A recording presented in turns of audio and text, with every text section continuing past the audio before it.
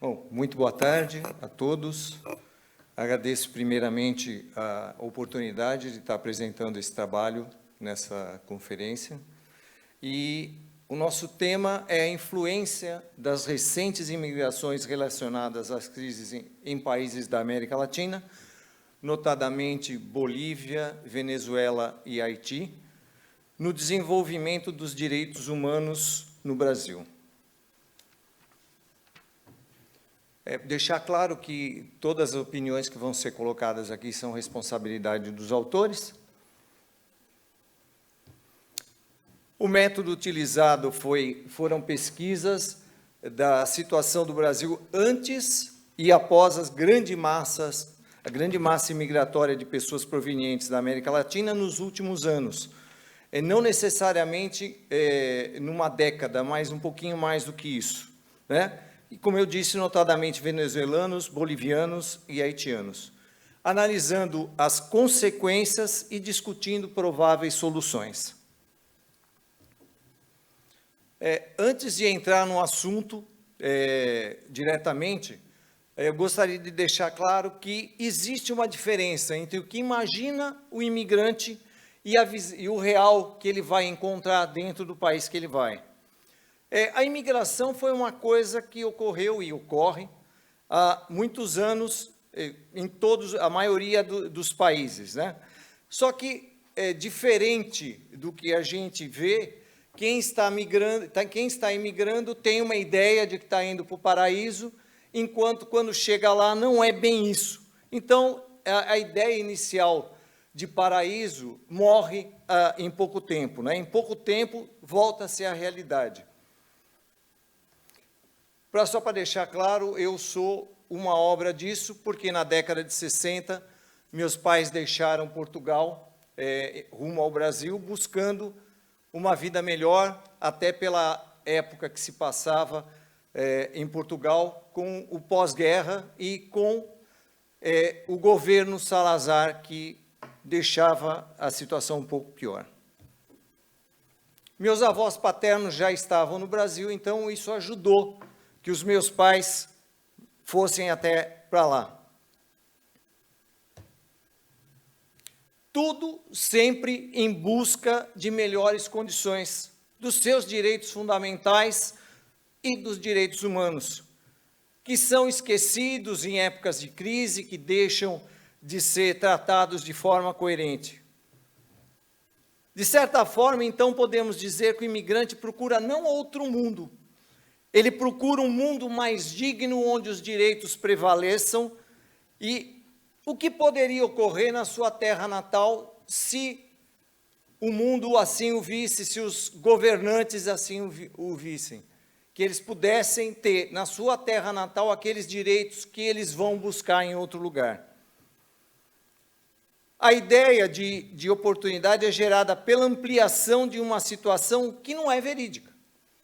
Quando se busca um outro país, e seja aqui na Europa, o que nós estamos verificando do pessoal que vem da África em relação à Europa, em busca de uma outra situação, quando chega aqui, porque em algumas vezes não consegue nem chegar ao seu alvo, ele não consegue chegar ao local que ele esperava que fosse o paraíso.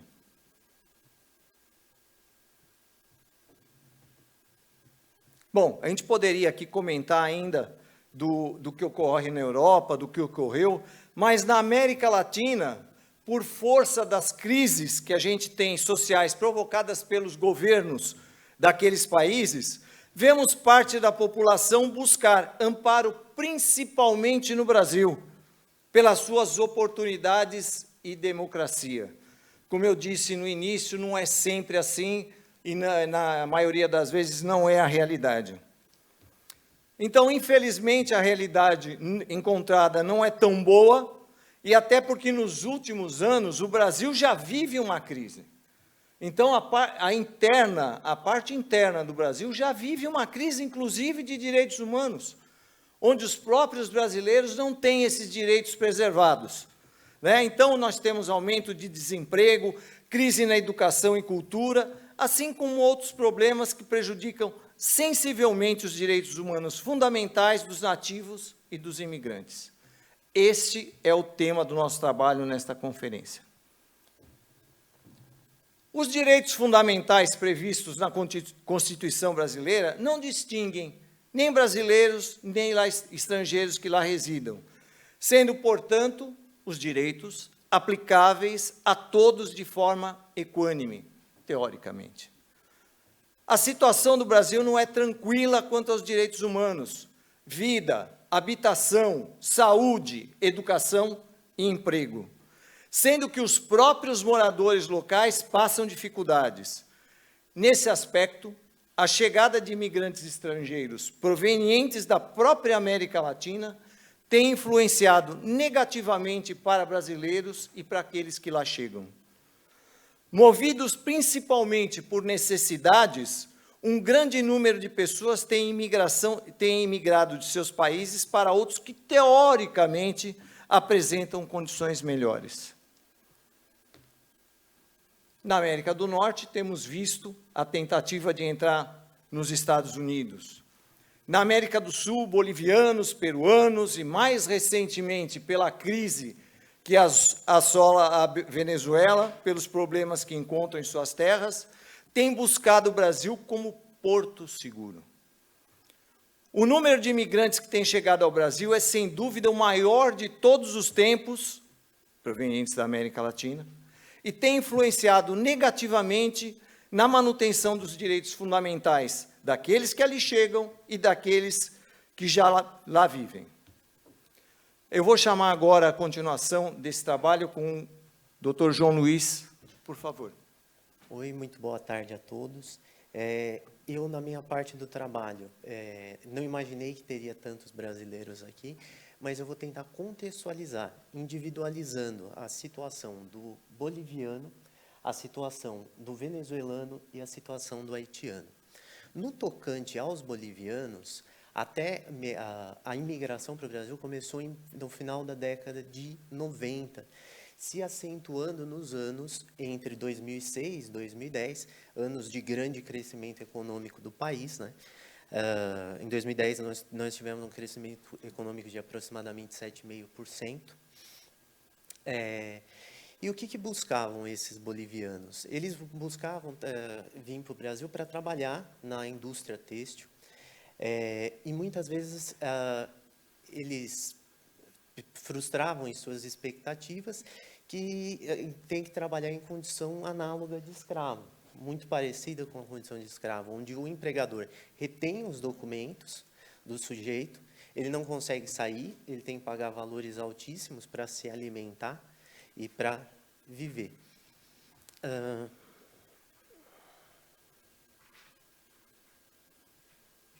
Então, aí a gente percebe que o sonho começa a virar um pesadelo. No tocante à imigração venezuelana, a Venezuela, até meados da década de 90, ela era uma potência, né, no tocante ao petróleo, de modo que a imigração não era quase sentida dos venezuelanos.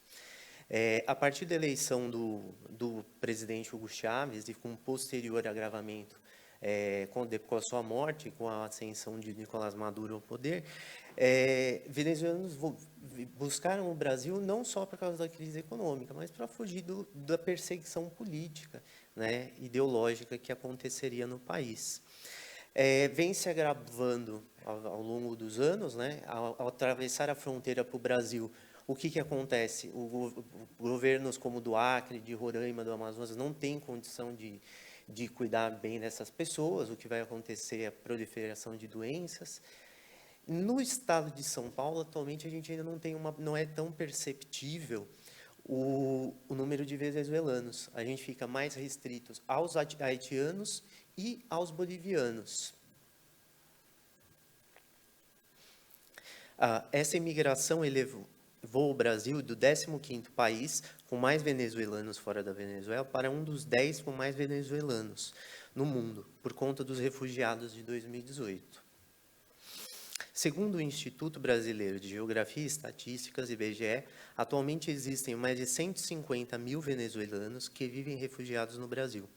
A entrada principal se dá pelo estado de Roraima, que normalmente não vai ser no destino final, né, dessas pessoas, uma vez que o estado é um estado agrário, um estado que não possui tantos recursos. Por fim, vamos falar dos haitianos. A imigração dos haitianos se intensificou a partir do ano de 2010, com o terremoto que aconteceu na capital. Se não me engano, é Porto Príncipe, a capital do Haiti. O terremoto devastou a cidade, né? Então, aí vemos que nós não temos um problema de ditadura, mas sim um problema econômico, que é o motivo da saída dos haitianos do local.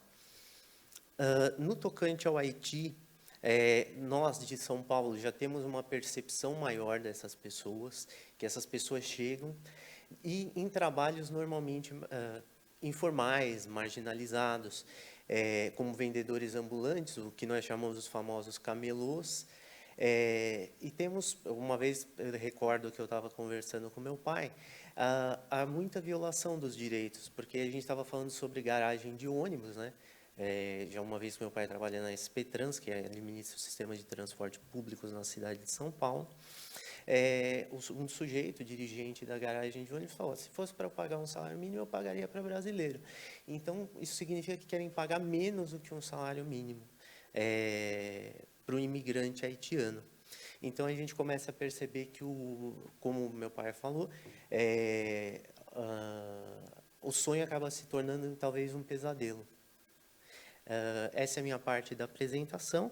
Eu quero chamar o meu pai, Dr. Hélio, para continuar a parte dele falando nos direitos fundamentais. Obviamente, com esse êxodo, com essa chegada, nós temos os direitos fundamentais ameaçados. Os principais deles, direito à saúde, um deles. Durante nosso trabalho, identificamos pontos fundamentais para a discussão sobre o tema, dentre eles a assistência médica pública, que já não é boa, que não é boa dentro do Brasil, se tornou péssima devido ao acréscimo de demanda nos locais, principalmente onde tinha imigração, onde a imigração foi a maior, sem um aumento de capacidade de hospitais, unidades básicas de saúde, equipamentos, médicos e enfermeiros. A imigração trouxe consigo ainda a proliferação de algumas doenças que, a princípio, estariam erradicadas do Brasil. Hoje, nós vivemos no Brasil um surto de sarampo, principalmente na região de São Paulo, que a gente não pode colocar que foi basicamente só pela imigração, mas pela falta de estrutura do governo de poder atender tudo isso e entender que outras pessoas que vêm de outros países podem trazer consigo vírus e bactérias que podem se tornar epidêmicos.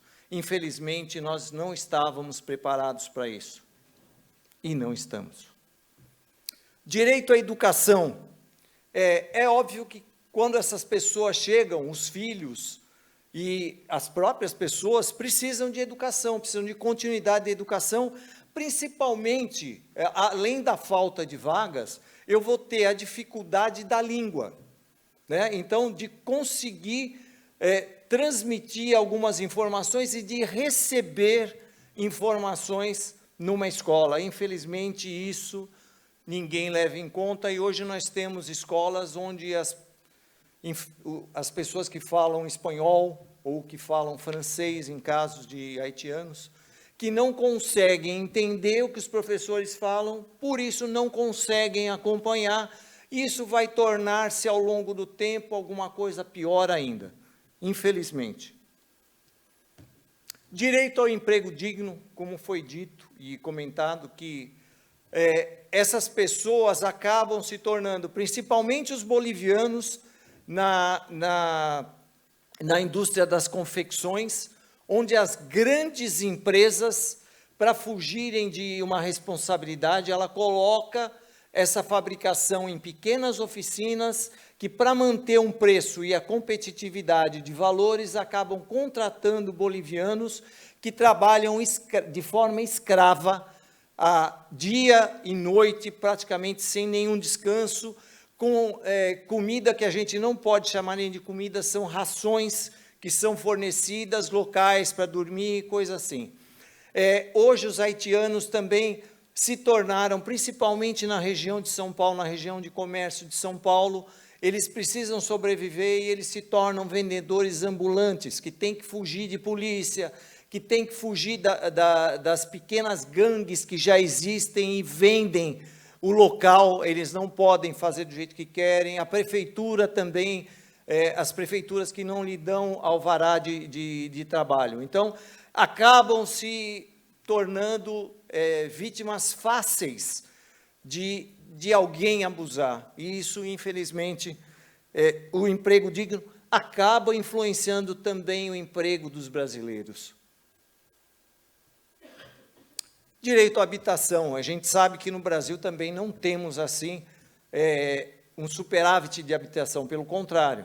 Tá? Agora, com isso, as pessoas que vêm para o Brasil, que vão procurar algum local para morar, infelizmente, eles não têm condições de pagar, até porque não tem emprego, não tem a condição digna. O que eles precisam, então? Se submeter a estar morando em locais impróprios, sem água, sem esgoto, sem qualquer tipo de dignidade.